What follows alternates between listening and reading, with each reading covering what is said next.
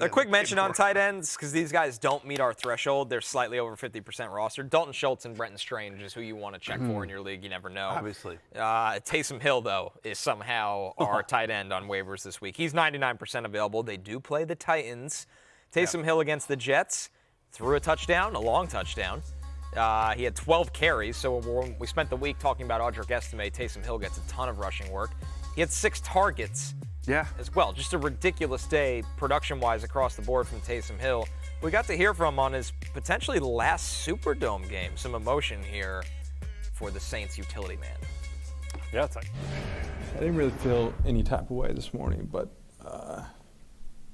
as I was driving to the stadium today, you start to think about the last 9 years and what it's meant to me and my family and the city and stuff. So I think for me personally, you just try to take it all in, we had a great experience here tonight, and I don't know what the future holds for me, but it was a special day. There you go. Two Taysom things Hill. here for me. One, congrats to Taysom Hill on a very unique NFL career. No doubt. I mean, no doubt. Kind of an underdog as a prospect, played every role they ever asked of him, wide receiver, running back, quarterback.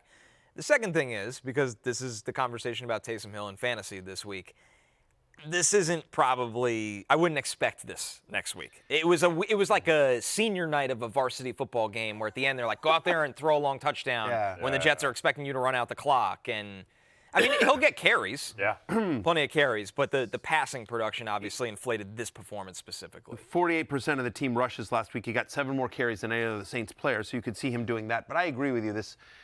And we've seen this before. Taysom Hill is one of the more point-chasey players in fantasy football history, and lots of controversy around whether he was a tight end, whether he was a quarterback, et cetera, et cetera.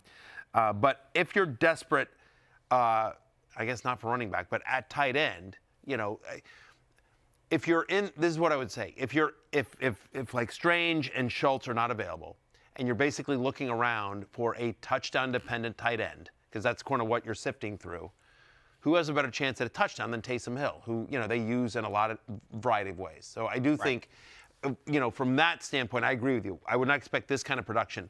But again, if you're just like, I'm sifting through all these crappy tight ends, and I'm just hoping one of them scores a touchdown, Taysom Hill probably has a better chance of scoring a touchdown than most of the other guys that are out there. All right, let's look at some deeper league targets at tight end, Jay, here as we kind of headline the list with Colston Loveland on Sunday Night Football. 57% available, so you got to check for that one. Yep, favorable matchup against the Niners. We saw Tyler Warren get a ton of targets last night, even if he didn't do a ton with them. Jake Tonjes as well against the Bears.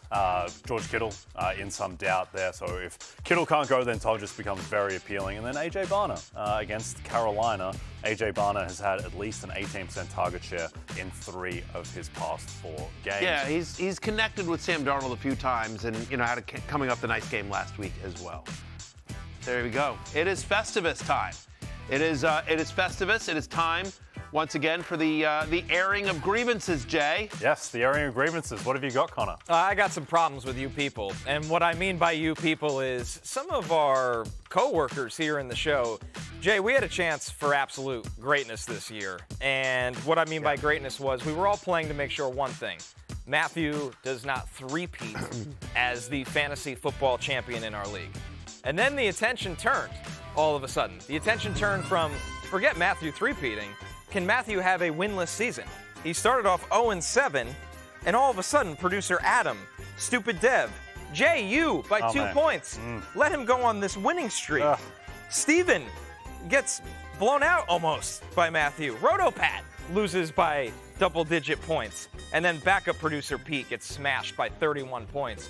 Let's give Matthew new life and new hope. We had it all there for us. We had it all to have Matthew have a winless season, and instead you gave him new life, new hope, and I'm so disgusted with all of you in our league. Hey, it's Matthew Berry from NBCSports.com and Rotorworld.com, and I want to thank you so much for watching whatever it is you just watched, or if nothing else, being too lazy to click out of the autoplay after this video started, after whatever it is you actually wanted to watch finished. But now that you're here, I'd like to take a moment here to ask you respectfully now, okay? I'm asking you respectfully to subscribe to the NFL on NBC YouTube channel. You'll get the latest Roto-World fantasy news headlines, all sorts of great shows, including my own Fantasy Football Happy Hour. So go subscribe now. Again, I'm asking respectfully.